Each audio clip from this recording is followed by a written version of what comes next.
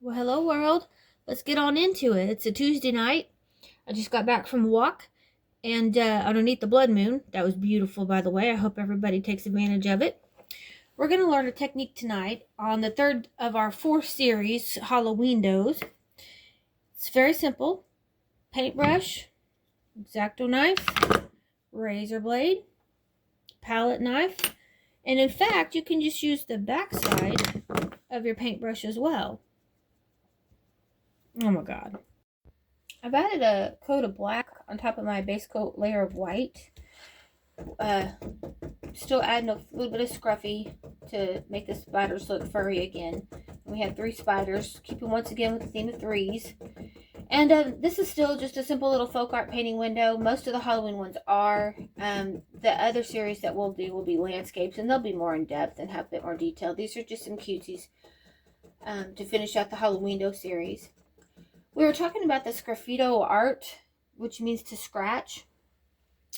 And it's an art technique, like I said, where you layer one material over another heavily, and then you scratch through the top layer to reveal what's underneath.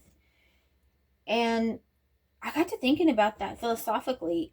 And it's so true nowadays. People add more things, and add more things until they're just inundated with busyness, with the latest and greatest. And you know, maybe sometimes after you get all those layers of crap on top of you, you should scratch through and see what's really underneath it there, you know? Scratch through that surface of crap that you keep adding and see what's really back to the basics of what's inside of you.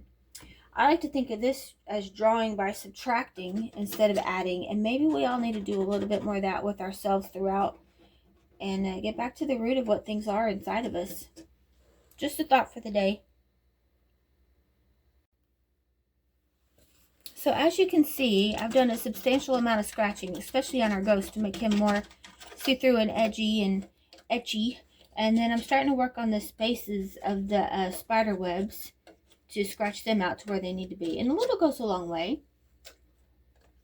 So keep it up, scratch it to your heart's content till you get a good... Use different tools, different techniques. Scratch some of the details in on this ghost with the razor blade. I've used the end of my brush already. I've gone through the middle of these spider webs to make them more wispy with the end of my brush. And I've used the end of a scalpel, or what I call a scalpel. Alright, we're going to start scratching through this top layer and see if we can't form a little bit of a spider in through here. We're going to reveal a little bit of the white underneath, just to add a couple of natural highlights. Looks like he's got a little bit of hair, little furry critter. I do suggest taking a wet paper towel every once in a while and wiping over the subject matter just to keep it fresh where what areas you're working in. I'm going to continue this for a little bit off camera, that way you don't have to hear the scratching. So I've added a couple of spider webs and drew a pattern onto the top of my spider, the part that I want to do the sgraffito off of, and whittle him down into the pattern I'm looking for. So that's where I'm at now. I'm going to go ahead and do that. And when we come back, you'll see a different spider. Alright, now we're adding a couple little furry legs.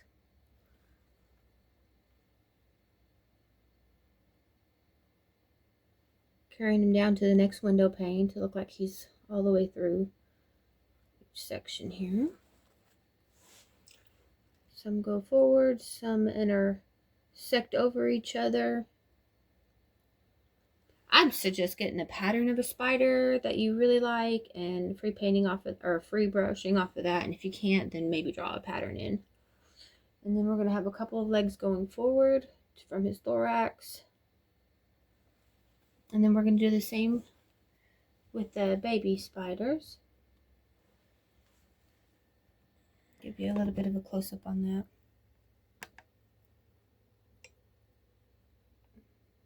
You see he's coming along. Alright, let me get the babies done and we'll go to the next section. These are the lowlights and the shading that we're going to do. We just dipped in solid black, added a little bit of water. And we're going to go ahead and put this just to add a little bit of contrast and make the picture pop out a little bit. Things you want to keep in mind is if you highlight or low light on one side, you need to do it and be consistent all the way through. So we want the light on the bottom side down here, so we're going to keep it at the bottom. Do the thing. All right. Let me go ahead and add a few little features on these spiders. We made shadows on the bottom on the ghost, so we're going to continue that all the way through. So you're going to do the undersides of the legs and the body and the head. Okay. Finish these other spiders up. Kind of makes it just pop off the canvas a little bit. It's like adding contour. A little subtle bit makes a difference.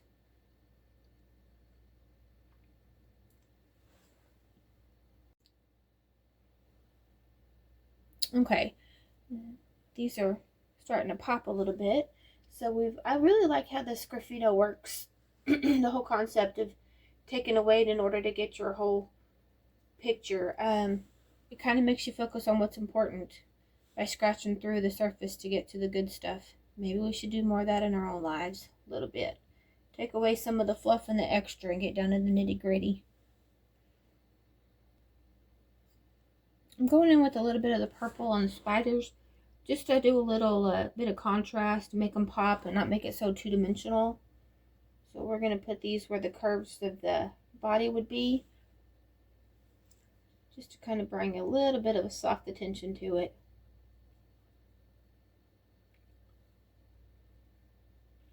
I'm going to do it only predominantly on the spiders. I'm not going to incorporate that into the web because we're going to do with the webs, we're going to do a highlight pop of white.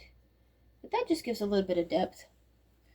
Let me do a test and see what it looks like on the ghost. I'm going to float it though, where you do a half bit of brush with water, half bit with the color. Let's do a test patch right here. Oh, I'm digging it. Okay, we're going to go ahead and do a little bit of purple on the ghost too then. Alright, let me get the ghost all floated up, and then we'll go back to the webs and see about the highlighting. I really like the way the purple's making them pop a little. So we're going to go to the webs and put our attention on those for a little bit. I'm using an inky bit of white, and we're just going to pop these to life. Use a couple of white strokes, fast and furious, just to reiterate what we have sgraffitoed off. And then we may go back, depending, and re-sgraffito some of the white off again, just to make it transparent, because these cobwebs they've had a rough go. They're not fresh and new. These spiders have been around a while. This ain't their first rodeo. There's a little bit on this web. Okay, let's go up to this top one here. All right.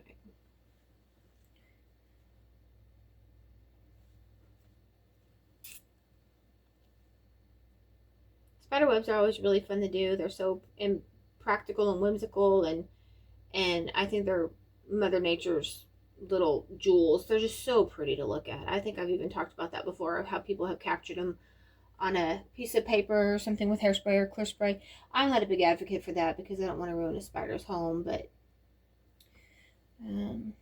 I do think they are absolutely stunning. I've never seen an ugly spider web. I've never seen a duplicated spider web either. I wonder if they're all the same like snowflakes are. Okay, I'm going to let that dry, our whites, and see if we need to do this graffito technique across those two and scratch them off a little bit. Perhaps. I really like doing the scratching, so I'm going to probably say yes no matter what. While we have a touch of white on our brush, I'm going to unink it a little bit and get a little bit heavier paint on there, and put some white highlights on the spiders themselves. Just like you did with the dark, if you have a shadow on the underside, you need to continue that all the way through and be consistent. So I put the highlight at the top right, so I'm going to carry that all the way through my painting on each spider. So switching it up, that way you'll know that's the top.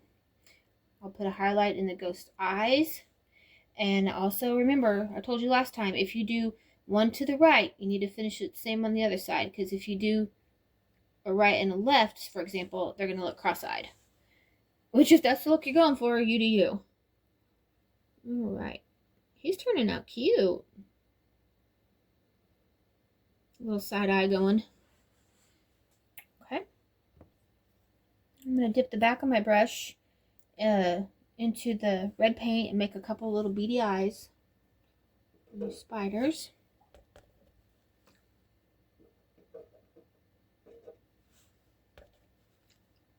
I don't know if spiders really have red eyes, but mine always do. Makes them more ominous. I went to get chicken scratch out of the shelter thing we have. We have a walk-in tornado shelter as we live in Oklahoma. And anyway, that's where I keep my chicken scratch, the extra bags. And there was a doggone wolf spider, huge, big as my hand. And I thought it was a tarantula, but it wasn't. Okay, cool. Now I'm going to go back and put a little white highlight inside of the spider's eye. Just one here and there. Just to add a little bit of depth. Okay, I wouldn't want to mess with them. They look scary. I'm a big proponent for curlicues. Anywhere in nature I can find them, I love them. I'm going to put a couple of loose tendrils on the spider webs just to show, maybe they're torn a little bit, just to go with that. And give them a little bit more interest. A little pizzazz. There we go. Put some out here by this guy so he's not just floating into nowhere. Look like he's coming off of his web. Or hers, I don't know. Alright. A little bit of space filler. Put some interest in the negative space here. I'm liking it. Okay. I've liked how those spider webs have dried, but I'm going to go ahead and, with the white, I'm going to go ahead and do a little bit more sgraffito technique on it, just to pull them. That is what this episode's about anyway. Let's go ahead and take a chance to highlight that.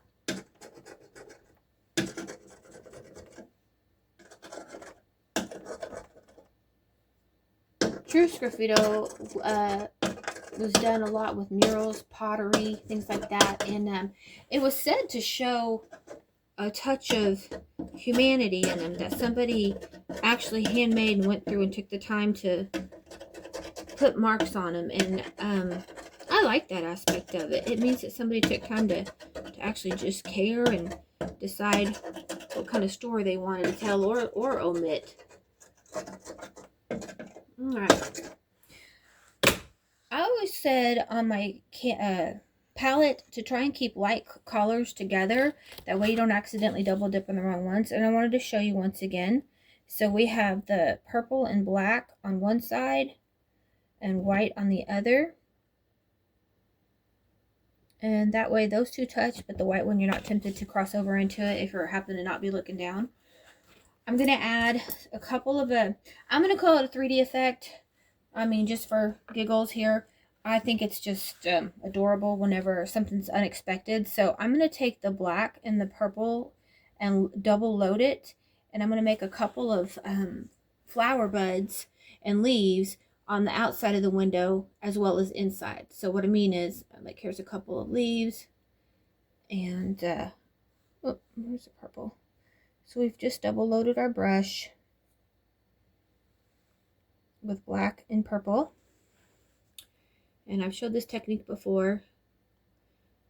And we're just going to add a couple of leaves. And I'm debating on going and using green as well. But anyway, for the time being, we're going to try it with a little bit of purple first. Purple and black first. Do a couple of flowers, flower buds. Just some quick ones. This one doesn't have to be spectacular because the point of focus, the focal point, what I'm trying to say, is the spiders, not the flowers.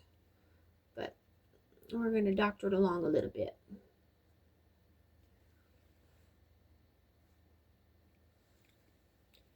Alright, we're going to trickle this down into the picture itself. After that last bit has dried, and then you layer these on top of it, that's where you get your sgraffito effect underneath, is scratching through and showing it. So I'll come back to you guys here in a minute. I'm going to go ahead and do this part real fast. I'm going to come through with some black and white double loaded and do the same thing as I did with the purple and white. Cast a couple of little shadow leaves on there. I really like this spilling down and trickling. I like the way it looks.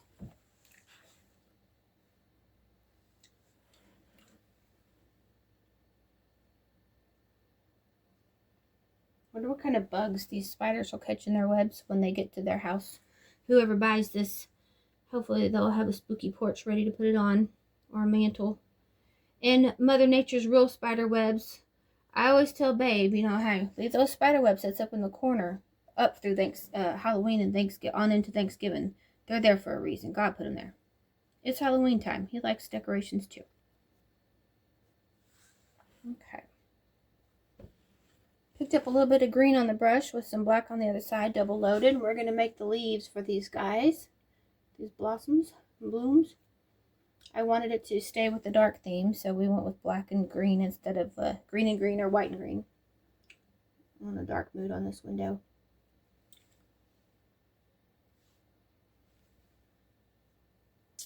It is a Sunday night, probably about 7, maybe 7:30. Anyway, talking about dark moods.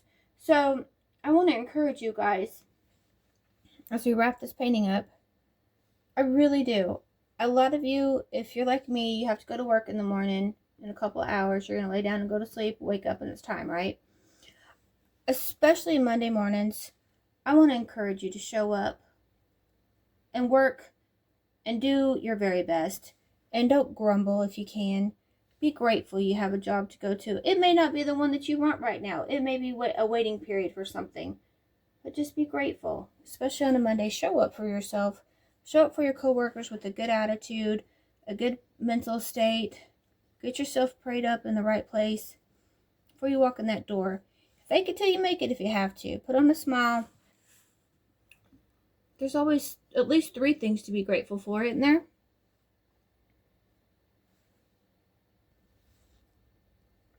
We're going to go through and add these vines that make everything connect. A couple of swirlies. This part should, by now, if you've practiced along, do your little inkies. It should go pretty fast. As long as you don't overthink it. Alright, every little vine gets a nudge here and get a couple of squiggles, and then I just got to sign it. Well, we finished her up. I put a little spray in the back to highlight the edges and bring their center forward, and sealed her with a clear gloss, and she should be good to go if you wanted to put her outside or keep her inside, either way. So I really appreciate y'all coming along with me on these Halloween does. My next one will be my last one, and then we're going to move on from there, as it'll be a different season. So thanks for your time. Bye-bye.